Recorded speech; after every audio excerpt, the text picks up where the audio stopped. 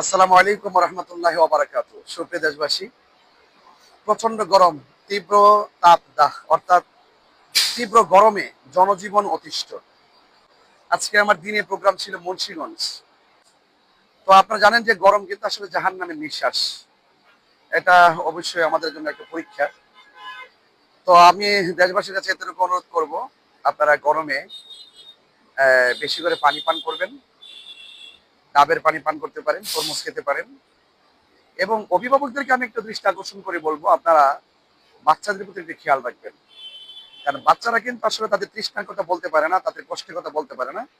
এই জন্য বাচ্চাদেরকে অবশ্যই আপনারা একটু দেখে রাখবেন এবং তাদেরকে শরীরটা মুছে দিবেন এবং পর্যাপ্ত একটু পরে পরে পানি পান করাবেন। কারণ এই গরমের মধ্যে আরেকটা ভয়াবহ অবস্থা হলো হিট স্ট্রোক। অর্থাৎ আপনি যখন দেখবেন যে আপনার শরীর ঘামতেছে, হঠাৎ করে যখন দেখবেন যে ঘামটা বন্ধ হয়ে গেছে কিন্তু শরীর থেকে তাপ বেশি বের হচ্ছে, তখন কিন্তু হিট স্ট্রোকের সম্ভাবনাটা খুব বেশি থাকে।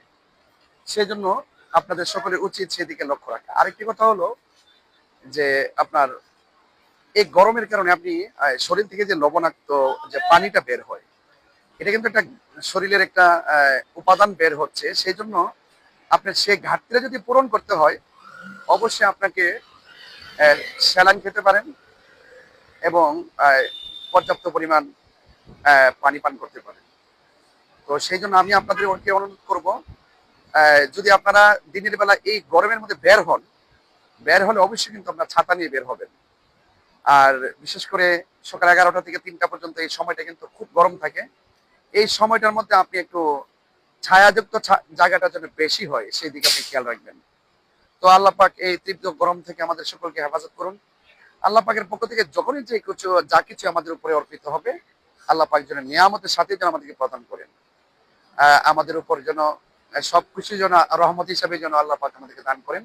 আল্লাহ পাকের রহমত কামনা করে বিদায় নিচ্ছি। আসসালামু আলাইকুম রহমতুল্লাহি ওয়া বারাকাতুহু।